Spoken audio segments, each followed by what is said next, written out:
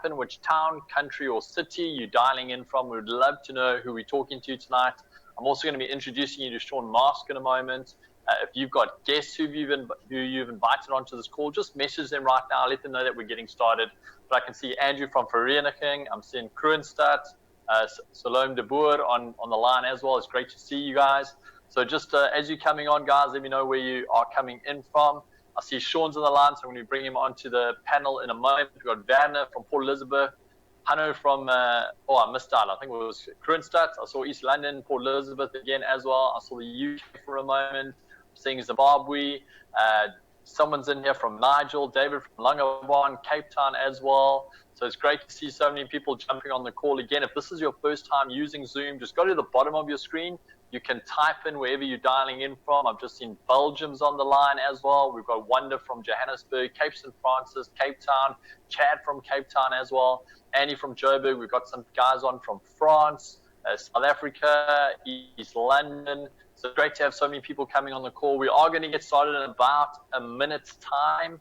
So again, if you've got people who you've invited onto this call, friends or family, just message them right now. Let them know we're going live.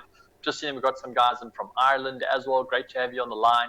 We're going to get started in about a minute's time. Now, whilst we're waiting to go live, I'm just going to jump onto my panel over here. I want to bring a good friend of mine, Sean Mask, that is going to be coming into this call as well. I'm going to introduce you to him in a moment. But we're going to be working as a team tonight, Sean and I, just to give you as much information as possible to help just inform you as to some of the options that we bring into the table tonight. And we're really hoping that by the end of this evening, you'll see things slightly differently. You'll have a bit more information, and you'll be in a position to make some very, very good decisions. That's really our wish tonight. If we do our jobs properly, we've given you information.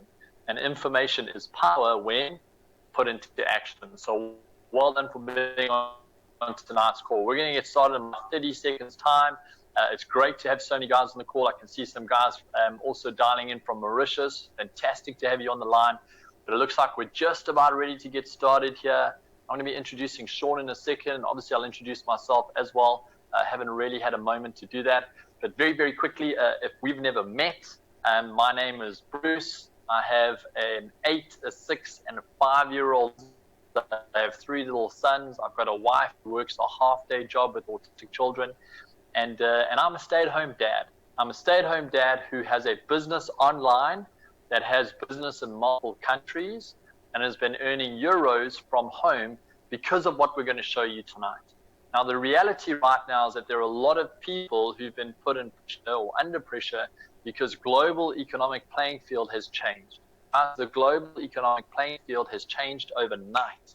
And what we're seeing is we're seeing companies downsizing in order to try and address that sudden change in the economy. We're seeing companies downsizing in order to protect the future of the companies. And that's at their expenses of people's jobs. So we really want to give you a different option tonight.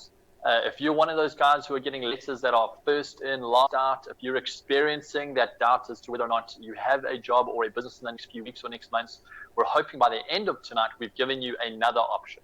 Okay, I'm not going to say it is the solution. I'm going to say it's a solution, but it's one that we're really excited about. We know that it works.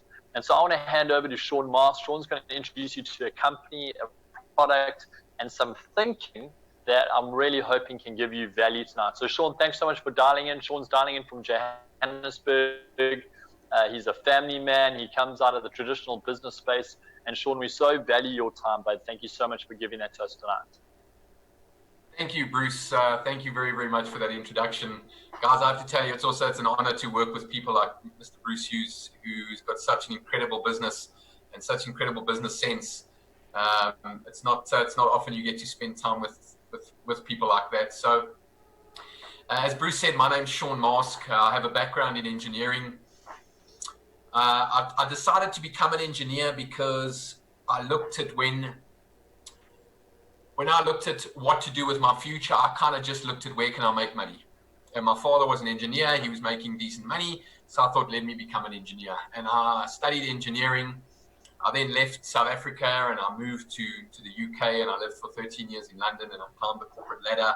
And it was only around about the age of about 32 that I kind of looked around and went, something's not right here. You know, I've kind of done what society, my mom, schools had told me to do, and that is to go and get a good job and work your way, get a good education, get a good job, work your way up the corporate ladder, and everything will be hunky-dory. And you know, now I know I'm the kind of guy that I just didn't like having my buttons pushed. For me, I'm not a career person. I realize that. You know, I don't like being told what to do. But if you love your job, that's great. I just think if you love your job, you're quite rare, because I think a lot of people do what they have to do. They don't do what they want to do, and they don't do what they love. If you love what you do, man, then keep doing it, because you're very, very, very, very lucky. So I did that. I then looked around and decided I got to do something different. So me and the family decided to come back to South Africa. We moved back here. We started our own company. I started with my brother.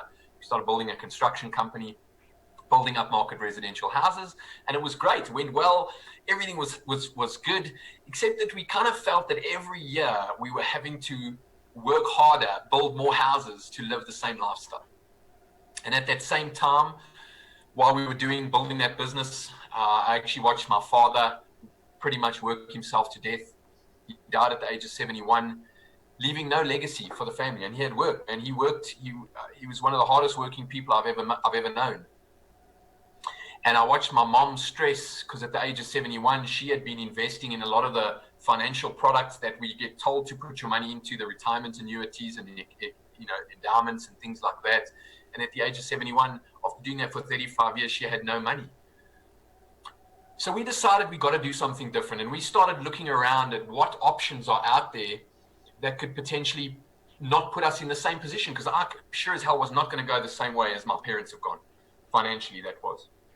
So we started looking, and ladies and gents, as Bruce alluded to, you know, all we're going to talk about this evening is just a possibility with, if you changed some thinking, you did a few different things, you could change your life financially.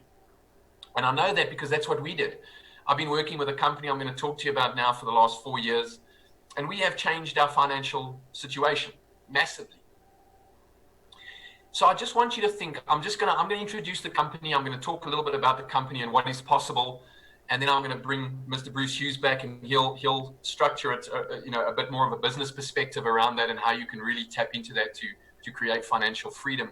But I just want, while me and Bruce are talking, I would really love you guys just to think about what is possible. What are some of the things I'd love to do, have, or become in the next few years if I had more time and more money on my hands? What would you do? So without further ado, I'm going to share my screen with you guys. I'm going to bring up a presentation, just give you a background, a little bit of an idea about the company that we're working with. Can you guys just let me know that you can see my screen? That would be great. I'm just going to put it into presentation mode here. Yeah. Yeah. Thanks, Bruce. So the company, ladies and gentlemen, is a company called KaratBars. Now, what we did is we started doing a due diligence. I think most business people, before you get involved in any sort of business venture, you want to look at who you're dealing with. What are the companies that you're working with? So we started doing some due diligence, and KaratBars is a German registered company. They're what's known as a GmbH, pretty much a limited company. They were founded in 2011 in Stuttgart in Germany. And since then, they've been expanding. They are now operating in 147 countries. They're still growing. They have more than 900,000 affiliates. And that to me was quite important, because when we looked at that, we thought that it's not a new company, it's not a startup. They've gone past the 5-year period where a lot of companies fall short. They're very well established. And so that looked good. You know, they also had a global footprint. They didn't just have all their eggs in one country, which again, for us, for me, when I looked at that, was quite important. They have offices in Hong Kong, Singapore, Dubai, Slovenia, Romania, and Spain. They've got IT offices in Germany, Bangladesh, Romania, and more being established all the time. So that was important. But what was really important was when I started looking at the owner, the founder, the CEO of the company, Dr. Harold Zeiss. I read up he's a senator in the global, in the German Senate. He was a member of the Economic Council. But more importantly, he had written 2 books. And when I started reading his books, I kind of got the feeling that this man is a visionary. And I started thinking to myself, if I had an opportunity to go back in time and work with somebody like Sir Richard Branson and partner up with him, of his success I could have made a lot of money, been very successful. If I could have partnered up with George Bezos in Amazon, could have been very successful, which actually, and I'm sure Bruce may very well allude to this, actually has been one of the reasons, and you'll find out a little bit later, why Amazon has grown so massive over the last, in the recent years. But if I could have partnered up with them at the time, I could have used their success, their vision, to create more success for myself and for my family. And when I read the book and the model that these guys employ, I realized that if I could partner with these guys, then I could utilize Harold Zeiss's vision to create success for myself, for my family, and for people around me. And that was one of the biggest reasons why we decided to get involved and start working with KaratBars. Now, what KaratBars do is KaratBars allow people to buy small quantities of gold, to take some of their fiat money that they earn every month and to just move it into gold savings, into gold bullion. Gold is important because gold has been around, first of all, for a lot of years. It's been a source of currency for many, many years. And in actual fact, only after 1873 did we move really predominantly from gold into the money that we have today, which is the pieces of paper. What you may not know is that that paper was backed by gold or some form of gold in some certain degree up until 1971. The currencies changed from the gold standard in 1873 to the partial standard to the Bretton Woods standard or the dollar standard. And in 1971, the world's currencies were actually pegged against the US dollar. The US dollar owned most of the gold at the time. And so the world's currencies were pegged against the dollar at $35, the dollar was pegged against gold at $35 an ounce. And in 1971, President Richard Nixon canceled the dollar exchange. Canceled the gold standard. And since 1971, ladies and gents, there has never been any real intrinsic value backing up the currencies of the world. And for that reason, we are currently sitting in a huge crisis. And I'm sure if you look at this, $20 in 1998 would have bought you a full shopping trolley full of groceries. And if you convert that currency to South African rands, probably about $300, to the US, to the British pound, probably about 15 pounds, to 18 euros, for that same amount of money, anywhere in the world almost, in 1998, you probably would have been able to buy a full grocery trolley, full shopping cart full of groceries. And just think about how many groceries you can buy now with that same $20 or 300 Rand or 15 pounds or 18 euros. You're lucky if you walk out of the supermarket now with half a bag or one bag, if you're very lucky.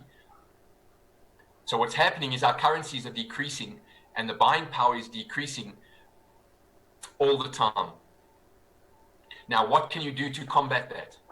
Well, look at gold. In 1920, a kilogram of gold would have cost you $645. With that same $645, you could have bought yourself, at the time, a Ford motor vehicle. Fast forward the clock 100 years into the future. This year, a kilogram of gold, the beginning of this year, a kilogram of gold would have cost you $50,000. It's more than that now. But for that same $50,000, you'll be able to buy a top-of-the-range Ford motor car. Now, just look at that in comparison to the previous slide, where the paper that we use is buying us less and less. The physical gold buys us the same amount, buys us the same thing 100 years down the road. $645 in 1920 was a lot of money. You could have bought a whole motor car with it. In 2020, $645 will maybe buy you a set of motor car tires.